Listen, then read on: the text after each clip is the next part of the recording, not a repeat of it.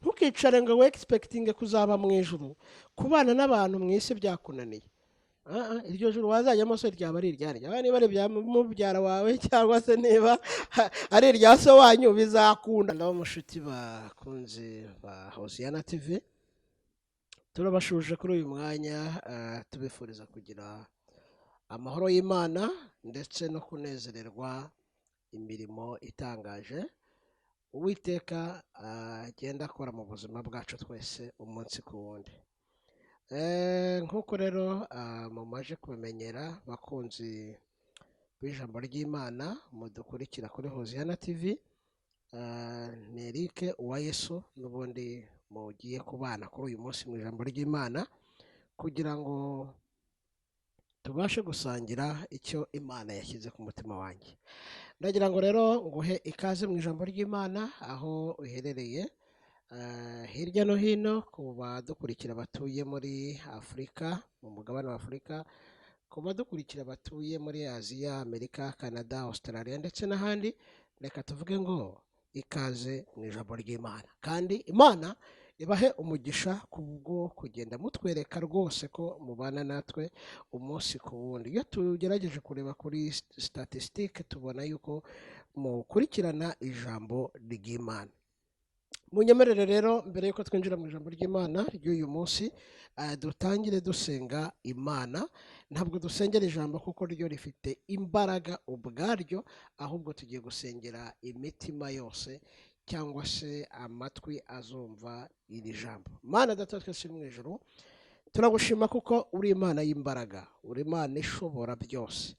Turasenze kugira ngo iri jambo aho rizagera abazarikurikira, iri jambo rizagira umumaro ku mitima y'abazaryakira, rizagira icyo rikora kandi riherekejwe n'imbaraga za Mwuka Wera. Tubisabye twizeye mu izina rya Yesu, amen. Reka rero dufatanye gusoma ijambo ry'Imana riboneka mu gitabo cy'Abagalatiya, igice cya 6 umurongo wa 7. Ibice 6 by'Abagalatiya umurongo wa 7. Reka dusome twumve icyo Imana ivugana natwe. Haranditse ngo ntimuyobe, Imana ntintegurizwa izuru, kuko ibyo umuntu abiba ari byo azasarura. Reka dusubiremo mu izina rya Yesu. Ntimuyobe, Imana ntinegurizwa izuru, kuko ibyo umuntu abiba ari byo azasarura. Imana ishimwe.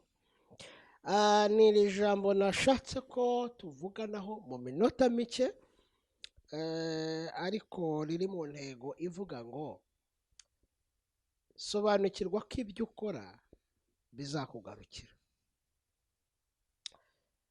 Ibyo ukora uri mu isi bizakugarukira. Mu buzima tubayemo muri iyi si, ubuzima tuvukiramo, hari ibintu tudahitamo, hari ibintu tudahabwa uburenganzira bwo guhitamo. Ubundi hari ibintu bibiri umuntu atagomba guhitamo. Uwo waba uri we wese, aho wavukira hose, umuryango waba ukomokamo, hari ibintu bibiri Imana yakwimye guhitamo. Icya mbere, ntabwo Imana yaguhaye guhitamo aho uzavukira. Icya kabiri, ntabwo Imana iguha guhitamo igihugu cyangwa umugabane uzavukiramo. Ibyo ni ibintu Imana ubwayo igena, ikagena ikavuga ngo Eric azavukira mu mugabane wa Afurika, mu gihugu cy'u Rwanda, azavukira mu muryango uyu n'uyu. Doko ni Imana ibigena mu bushobozi bwayo, mu mbaraga zayo, nta mwana w'umuntu ubigena. Ariko hakaba noneho n'ibintu Imana iduha, ibindi byose bisigara Imana iduha ubushobozi cyangwa se iduha kubihitamo. Haleluya, iduha kubihitamo. Buriya kuba ndi gukora kino kiganiro kugira ngo dusangire ijambo ry'Imana, uko nabihisemo, ni amahitamo yanjye, kuvuga ngo ashobora kuba meza kuri bamwe cyangwa akaba mabi kuri bamwe, biterwa nyine n'uburyo abantu bumva ibintu cyangwa se bakira ibintu, kuko abantu twumva ibintu mu buryo butandukanye. Rero Imana yashyize inzira ebyiri imbere y'umuntu wese kugira ngo ahitemo. uhitemo gukora neza cyangwa uhitemo gukora nabi, ni uburenganzira bwawe. Ariko ibyo Imana yubaha amahitamo y'umuntu. Imana yubaha guhitamo k'umuntu. Donc nuhitamo gukora neza bizakubera umugisha, ariko nunahitamo gukora nabi nabyo nyine ubwo burenganzira Imana yarabuguhaye kugira ngo ubashe kubihitamo. Hano uru rwandiko dusomye rwanditswe na Pawulo. Uyu Pawulo akaba ari umuntu inkuru ze zizwi cyane, niwe muntu ubundi wanditse ibitabo byinshi mu isezerano rishyashya. Pawulo akaba yari dogiteri mu mategeko. Mu byibuka yuko Bibiliya nk'uko nagiye nkunda kubigarukaho rimwe na rimwe, yanditswe n'abantu 40 kandi bataziranye. Muri abo bantu 40 harimo abantu bize, harimo n'abatarize, harimo abadogiteri nka Dr. Luka, harimo Dr. Paulo yari dogiteri mu mategeko, Luka akaba dogiteri medicine kuva mu by'ubuvuzi. So ni ukuvuga rero hakabamo n'abandi noneho bari abarobyi b'amafi batigeze bagira amahirwe yo kwiga, ariko bigishijwe n'umwuka wera by the way. Buri muntu wese afite aho yigira, afite ibimwigisha. Nutagira amahirwe kugira mu ishuri ngo yiga, ahura n'iminsi ikamwigisha ugasanga ni mukuru, usanga yarize kuko nawe ufite ibyakwigishije bitari bimwe, kandi byakwigishije ntabwo ari byo byanyigishije. Buri muntu wese ahura n'ibimwigisha. Noneho icyo nshaka kugarukaho, Pawulo yigeze kubaho yibwira yuko akorera Imana, ariko arimo arenganya ubwoko bw'Imana kugeza igihe yamurikiwe n'umwuka wera. Ubwe aza kumenya ukuri. Noneho buriya hari ibintu abantu bakora bo bazi yuko bari gukora ukuri, cyangwa se bazi ko ibintu bari gukora ari ibintu biri mu mucyo, ariko rimwe na rimwe nabo ubwabo mu mitima yabo bakaba babizi neza ko ibyo bintu bitari mu kuri.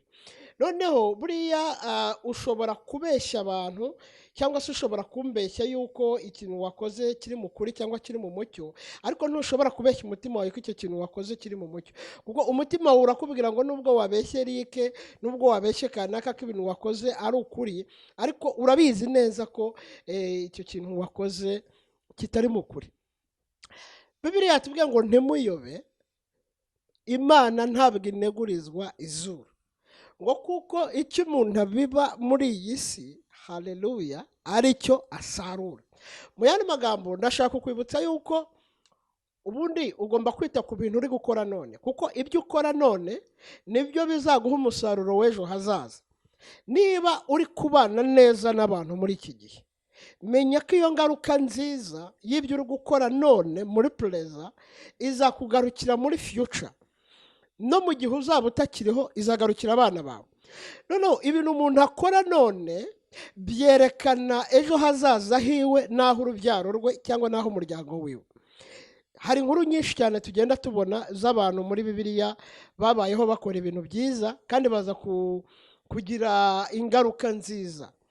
Urugero twafata nk'uwitwa Tabita cyangwa Doruka, ni umwe mu bantu babayeho afite character cyangwa se umuco wo gufasha abantu, fasha imfubyi, agafasha abapfakazi, akabadodera imyenda, akabambika, akabagaburira. Bibiliya iratubwira ngo igihe cyaraje kugera noneho arapfa, hava mu mubiri neza, birarangira. Ngo ariko abo yagiriye neza bumva bitagomba kugarukira aho ngaho, ngo bafata bya bikorwa byiza yabakoreye babijyana imbere y'Imana. Aravuga ngo dushingiye kuri ibi byiza uyu muntu yadukoreye, turakwinginze mugarurira ubuzima, kuko uyu muntu turacyamukeneye. Bundi hari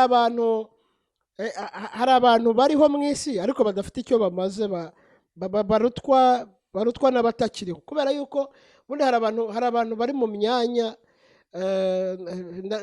ndabivuga gute, hari abantu bariho ariko bari mu myanya mu by'ukuri y'abandi bantu, kubera ko ntacyo bamariye sosiyete, ntacyo bamariye imiryango, ntacyo bamariye igihugu, nabo ubwabo ntacyo bimariye. Kubaho kwabo birutwa no kutabaho, ariko nanone babuze andi mahitamo ukundi kuntu babikora. Mu yandi magambo, uriya muntu muri we harimo amahitamo. Ushatse wahitamo kubaho neza, wahitamo kubana n'abantu amahoro.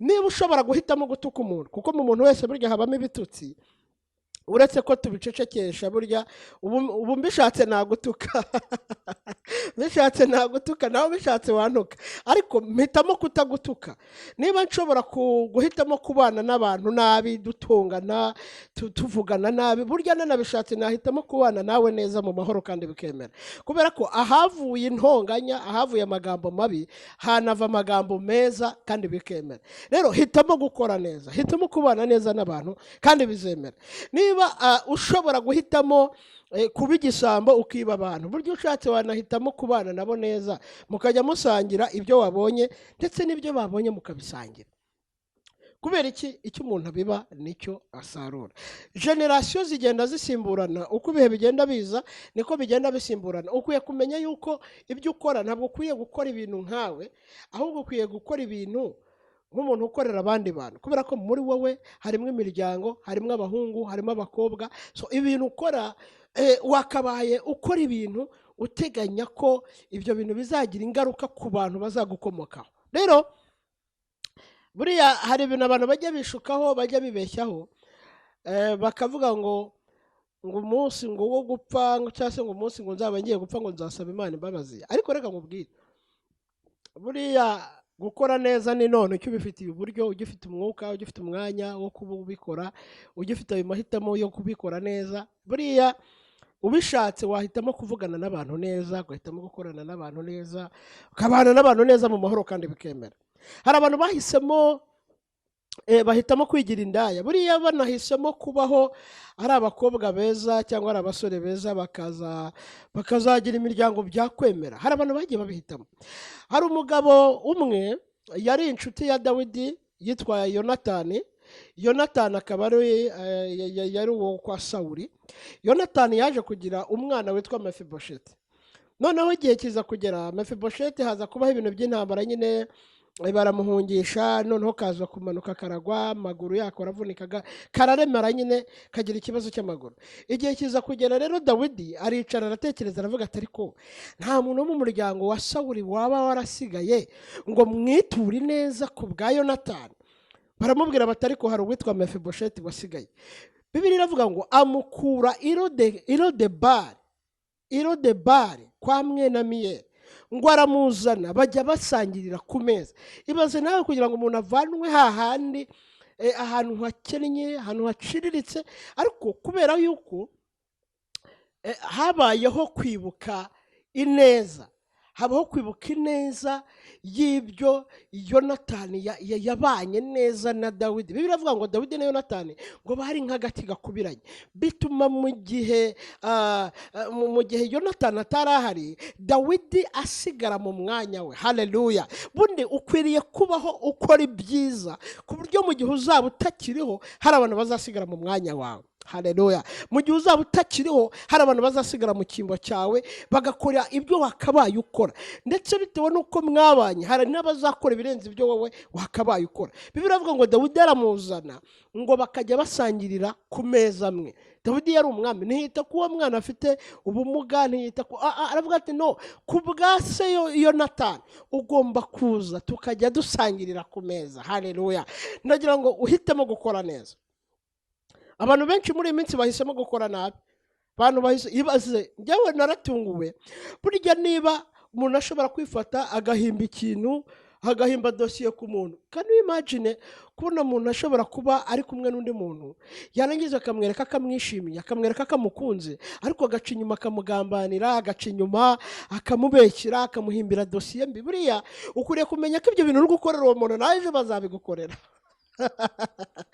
jya utekereza uvuga uti ibi bintu ndimo ndakorera uyu muntu ko bibabaza babinkoreye byagenda bite bizaguha imbaraga muri iyi mpamvu abantu bakora ibyaha kandi bakabikora nta gitangira bafite nuko batazi imbaraga z'umuriro uzabatwika uburyo zizaba zingana ariko buriya icyakwegereza nk'itanura ukumva uburemere bw'umuriro ukumva ukuntu umuriro uryana byaguha imbaraga zo kwirinda gukora icyaha byaguha imbaraga zo guhitamo neza shuti nta nubwo nshaka kuvuga amagambo menshi cyane uyu munsi ahubwo ndashaka kugira ngo umenye ko ibyo ukora none ari byo bizakugarukira mu gihe kiri imbere nakugira inama yo guhitamo gukora neza. Hitamo kubana neza n'abantu amahoro, ibyo ukora byose mu kazi. Buriya hari abantu bagira umugisha wo kubona akazi, harabo mumaze iminsi mwumva babonye akazi ariko kuri ubu bari kwirukanwa kubera ko hari ibindi bahisemo. Nyamara hitamo gukora neza. Aho intebe Imana ikwicajeho, urwego Imana igushyizeho, menya yuko atari wa mbere urugezeho. Hari abandi barukubanjirijeho, hari abandi babanje kwicara kuri iyo ntebe wicayeho none. Yikorereho ibyiza. Ibyo bikoresho ufite hari abandi babanje kubikoresha. Iyo modoka ufite si wa mbere uyitunze, hari abandi bazitunze mbere yawe, kandi hari abahisemo kubana n'abantu mu mahoro biremera. Rero hitamo kubana n'abantu neza bizemera. Kora ibyiza ugifite uburyo bizakugarukira no mu gihe uzaba utakiriho. Ndakwifuriza rero guhitamo neza. Hitamo neza, kandi guhitamo neza bizagufasha. Buriya ntabwo ushobora gutegereza ijuru. Ntukicare ngo we expecting kuzaba mu ijuru. Kubana n'abantu mu isi byakunaniye. Iryo juru wazajyamo se ryaba ari iryarya. Niba ari ibya mubyara wawe cyangwa se niba ari irya so wanyu bizakunda. Ijuru nta muntu uritanga, ritangwa n'Imana yonyine. Niyo mpamvu biravuze ngo ntago muzi iby'umunsi n'iby'igihe, si ibyanyu kubimenya. Imana yonyine niyo ibizi. Vuga ngo haranira kubana n'abantu bose amahoro. Titiro yose waba ufite muri ibi bintu by'ubutumwa bwiza ntabwo ikwemerera guha abantu ijuru. Imana yonyine niyo itanga ijuru. Ahubwo sobanukirwa ko Imana ntabwo izakubaza ibyo wakorewe, Imana izakubaza ibyo wakoze. Hari igihe umuntu avuga ngo kubera ngo impamvu ngo ntakizwa, ngo impamvu ngo ntakora neza, ngo nanjye barampemukira, ngo nanjye ngo nahemukiwe n'abasenga. Oya, aba bantu Imana izabibabaza ku giti cyabo, nawe ikubaze ibyawe ku giti cyawe. Wemenye ibyawe bikureba nibyo Imana izakubaza. Kubera ko hari mistake nakora kuri wowe, ntabwo byo ukwiriye kubigira urwitwazo rwo kutakiranukira Imana. Kuko mu ijuru Imana izampamagara nkanjye mbaze ibyanjye ku giti cyanjye, nawe guhamagare kubaze ibyawe ku giti cyawe. So agakiza n'ak'umuntu ku giti cye, kuko agakiza ni umutungo wimukanwa. Rero kora ibyiza. Haleluya. Kora ibyiza. Hitamo gukora ibyiza. We guhitamo gukora nabi. Hitamo gukora ibyiza kandi birashoboka. Erega biranoroshye. Uwiteka nabaha umugisha. Ndagira ngo ngusengere nkwifuriza umugisha w'Imana. Imana iguha umugisha wowe ufashe icyemezo cyo guhitamo gukora neza. Birashoboka ko hari ibindi bintu wari uri guhitamo, hari andi mahitamo wari ufite, ariko emerera Kristo kugira ngo ayobore intambwe z'umutima wawe, akuyobore mu mahitamo mazima, kuko Kristo niwe mujyanama mwiza mu izina rya Yesu. Mana turagushima. Ijambo ryawe rifite imbaraga kandi ririhariye, rifite ubushobozi bwo gukiza no kubatura ndetse no guhesha abantu kubohoka no kubaho mu bundi buzima bwiza.